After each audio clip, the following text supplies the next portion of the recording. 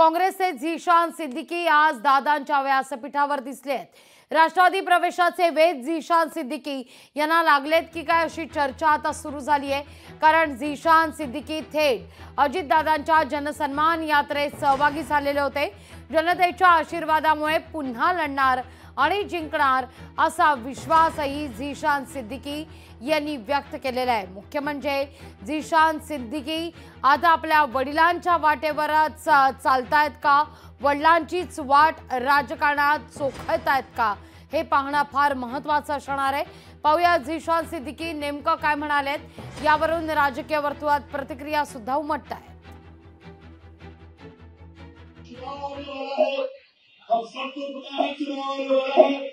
मेरी माता मेरे सामने बैठी है, मेरी बहनें मेरे सामने बैठी है और मैं यही कहूँगा कि आपका बेटा, आपका भाई 2024 में फिर से आमदार का इलेक्शन लड़ेगा और आपकी दुआ, आपकी प्रार्थना से फिर एक बार आपका आमदार बनूंगा।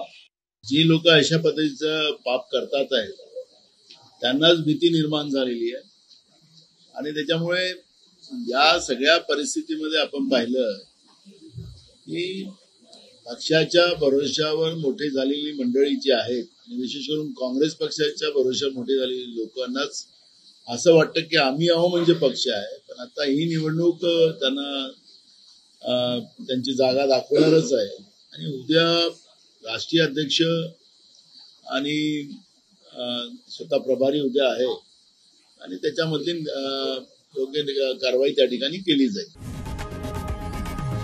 लोकशाही मराठी ऐका, पहा, जागरूक रहा।